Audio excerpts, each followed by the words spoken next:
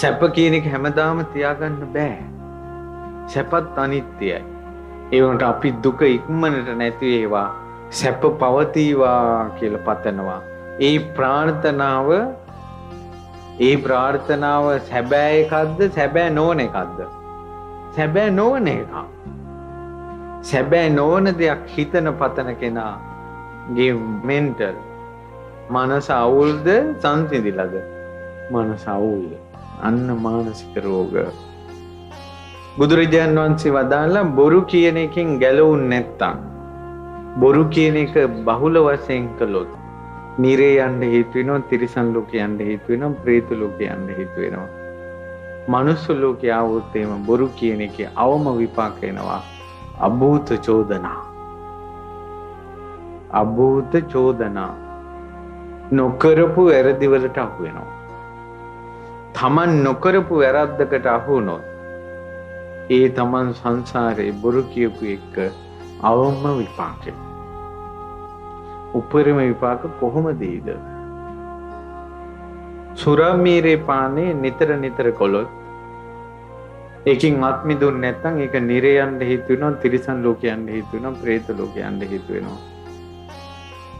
මනුස්ස ලෝකයට આવොත් අවම විපාක එනවා සුරාමීරේ. අවම විපාකේ තමයි උම්මත්තක සංවත්තනිකෝ උමතු වෙනවා. දැන් කියන්නකො සත්තු මරන්නෙත් නෑ, හොරකම් කරන්නෙත් නෑ, වැරදි කාම සේවනය කරන්නෙත් නෑ, බොරු කියන්නෙත් නෑ. හැබැයි පොඩ්ඩක් බොනවා. ඔච්චරයි. ගෙදර උන්දත් කැමති ඒකට. උන්ද කියන අපේ මිනිස්සයා බිව්වට කිසි කරදරයක් නෑ. බෝධිසත්වයෝ වගේ. තුර එයා කියවපු ජාතක කතාවක ත්‍රිබිලා බොන බෝධිසත්වෙක්. බෝධිසත්වෙක් වගේ අපේ මිනිස්සයා ඔය ඩිංගිත්තක් බොන එක විතරයි කරන්න කියලා. ඔන්න එයා මනුස්ස ලෝකෙ ඉපදෙනවා. දැන් එයා සත්තු මැරුවේ නෑ, හොරකම් කළේ නෑ, වැරදි කාම සේවනය කළේ නෑ, බොරු කිව්වේ නෑ. ඔන්න මෙයාගේ දීර්ඝ ආයුෂ තියෙනවා. හොරකම් නොකරපු නිසා භවභෝග තියෙනවා. කිසි කෙනෙක් මෙයාගේ සම්පතට හානි කරන්නේ නෑ. ලොකු පෝසතෙක් මෙයා දැන්. වැරදි කාම සේවනය නොකරපු කෙනෙක් නිසා කිසි හතුරෙක් නෑ මෙයාට. මුළු ගමම ආදරේ මෙයාට. බොරු කියපු නැති නිසා චෝදනා එන්නේ නෑ මෙයාට. හැබැයි බීපු නිසා මෙන්ටල් අවුට් යනවා. අර ඔක්කොම තිබ්බත් මානසික රෝගයක් හැදුනොත් ඒක සැප පිණිස පවතිනවද දුක පිණිස පවතිනවද? දෙකම. අන් අයට ගොඩාක් දන් දීපු, ගොඩාක් පින් කරපු මිනිස්සෙක් හිටිය හැන්දෑවට ඩිංගිත්තක් ගන්නවා. මේ මිනිස්සයා මේ පුරුද්ද නැති කරගත්තෙම නැහැ. මේ මිනිස්සයා මනුස්ස ලෝකෙ ඉපදුණා. මනුස්ස ලෝකෙ ඉපදුණාට පස්සේ ගෝරි මන්ද කියලා සිටුවරෙක් වෙලා ඉපදුනේ. පුදුම සැප සම්පත් තියෙනවා. ඒ කියන්නේ විශාල රන් රිදී මුතුමැණික් වලින් ආඩ්‍ය සිටු පවුලක ඉපදුනේ.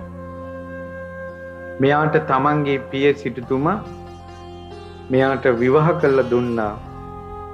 ඒ නගරේ හිටපු ලස්සනම දැන් අවුරුදු කුමාරි තෝරන්නේ.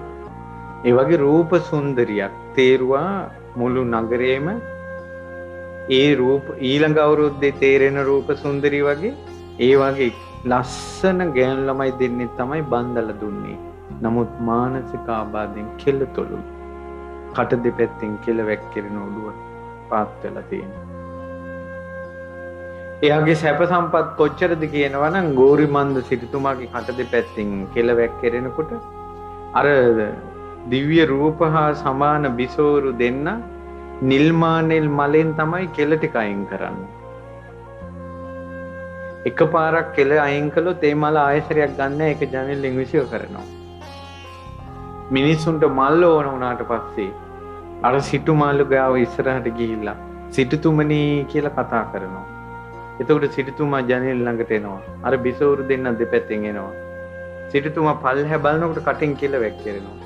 එතකොට අර බිසෝරු නිල්මානෙල් මලට එදාම කඩපු අර කෙල ටික අයින් කරලා ජනෙලෙන් විසිව කරනවා.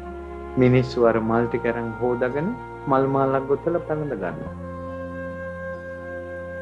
එච්චර සැප සම්පත් ඉඳලා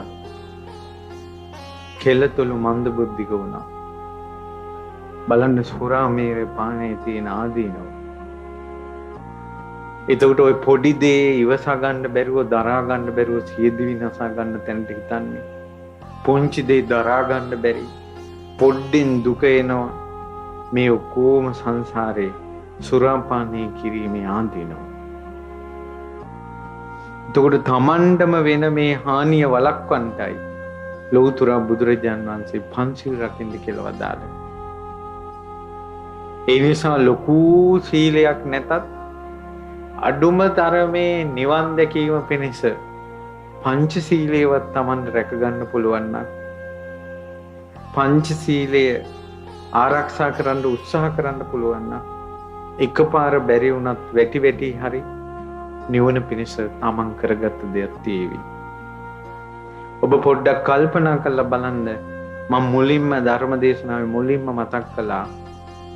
ඒ තමයි අනිවාර්යෙන්ම නිවන් දැක්කේ නැත්තම් මේ මහ භද්‍ර කල්පේ ආය බුදු කෙනෙක් ගැන හාං කවිසියක්